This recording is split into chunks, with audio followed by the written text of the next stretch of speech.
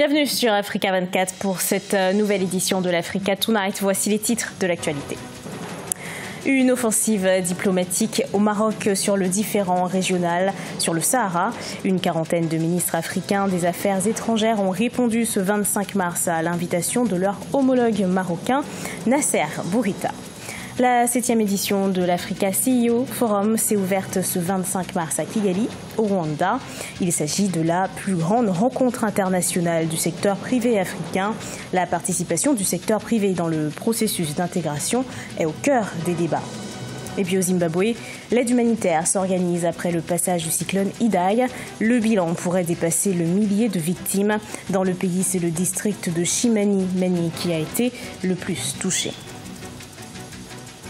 Mais tout d'abord, en Algérie, le chef de l'armée Ahmed Gaïd Salah demande que soit engagée une procédure d'impossibilité totale d'exercice des fonctions de chef de l'État.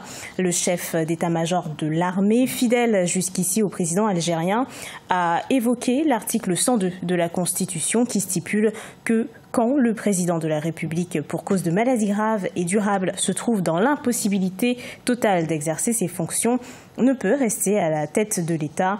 Pour rappel, à 81 ans, le président Abdelaziz Bouteflika est confronté depuis plus d'un mois à une contestation sans précédent depuis son arrivée à la tête de l'État en 1999. Reprise en main marocaine réussie sur un dossier diplomatique. La conférence ministérielle africaine sur l'appui de l'Union africaine au processus politique des Nations Unies sur le différend régional autour du Sahara marocain a connu une participation importante. Les précisions de Corinne Camden.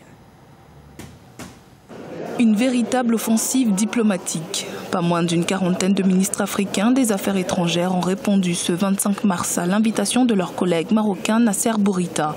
C'est à l'occasion d'une conférence ministérielle d'appui de l'Union africaine au processus politique des Nations Unies sur le différend régional sur le Sahara. Objectif pour le Maroc, reprendre la main diplomatique sur un dossier dont il veut exclure toute autre voie que la voie onusienne de résolution. Sur ce dossier, comme dans toute sa politique étrangère, le Maroc et la diplomatie marocaine, conformément aux orientations de Sa Majesté le Roi, adoptent une approche proactive.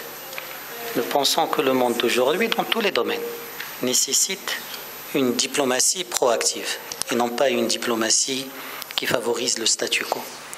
Et donc, si vous suivez l'action diplomatique marocaine, les actions de Sa Majesté le Roi à l'international, vous allez remarquer que le Maroc est pour une démarche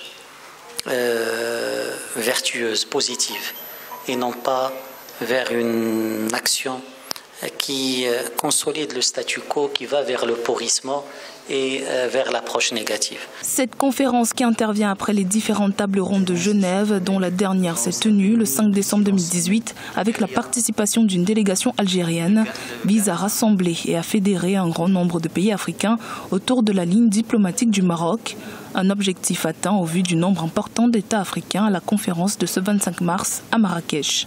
Au regard de la participation et des déclarations que nous avons vues, il y a un soutien pour la résolution pacifique de ces différends sur la base de la résolution qui a été prise à Nouakchott, la 693, et qui permet donc aux Nations Unies de conduire ce processus à son terme.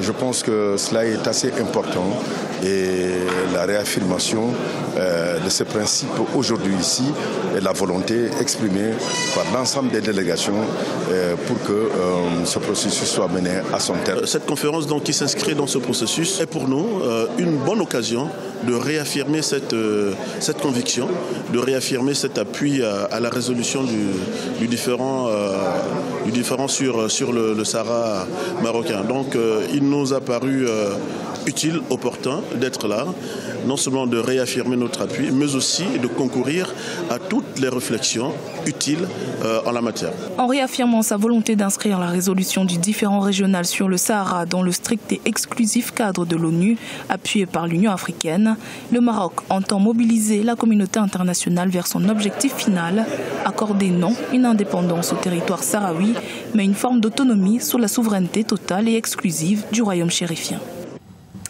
Le coup d'envoi de l'Africa CEO Forum a été donné ce lundi 25 mars. 1800 participants, dont 700 dirigeants, 4 chefs d'État et une trentaine de ministres sont réunis. L'ambition de ce forum est de faire de l'intégration économique africaine un atout puissant en s'appuyant notamment sur le secteur privé. Reportage de notre correspondant Fraterne Dakai Sanga. Ils sont plus de 1500 personnalités du monde des affaires, des décideurs politiques et des partenaires de développement rassemblés à Kigali pour l'Africa CEO Forum qui s'est ouvert ce 25 mars 2019. Pendant 2 jours, ces experts vont discuter du rôle du secteur privé dans l'intégration économique de l'Afrique, laquelle ne serait pas réalisable sans la mise en œuvre de l'accord sur la zone de libre-échange continentale, selon le président rwandais Paul Kagame. 1 year ago, in this very room, il y a 1 an, 44 pays ont adhéré à la zone de libre-échange continentale africaine et d'autres l'ont fait depuis. De manière tout aussi importante, le protocole sur la libre circulation des personnes a été également adopté. La zone de libre-échange continentale est sur le point d'entrer en vigueur. Il ne nous reste qu'une seule ratification. Cependant, comme nous le savons, c'est là que commence le vrai travail.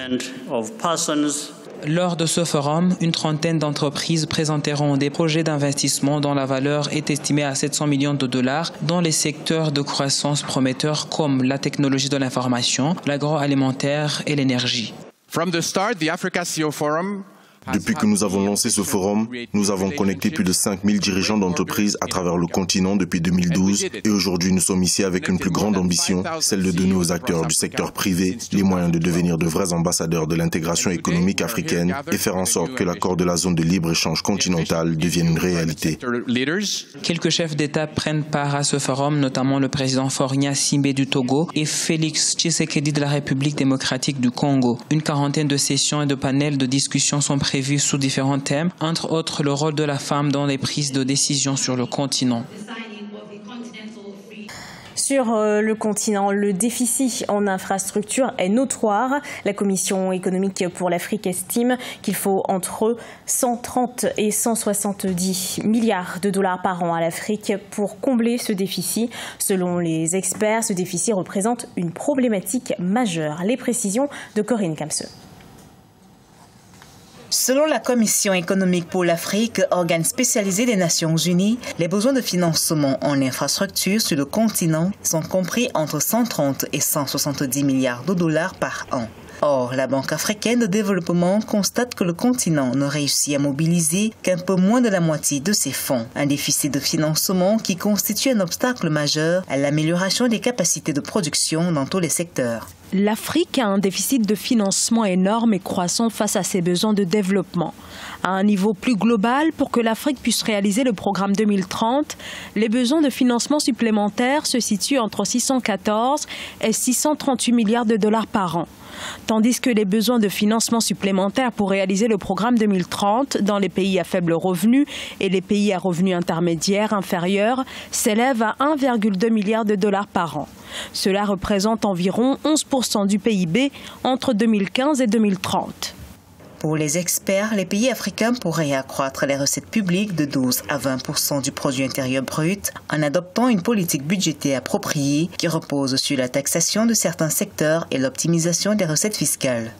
Il faut un partenariat entre le secteur privé et le secteur public. Le partenariat permet à l'État de créer un cadre pour que le secteur privé qui arrive à investir dans les infrastructures puisse avoir le temps nécessaire pour récupérer son argent. La classe moyenne est en pleine expansion en Afrique. D'ici 2030, 100 millions de personnes devraient rejoindre cette classe. Aussi, les besoins en infrastructures se font davantage ressentir. Les transports et télécommunications, l'accès à l'eau potable, à l'électricité, les installations sanitaires de qualité sont autant de chantiers qui nécessitent d'importants investissements.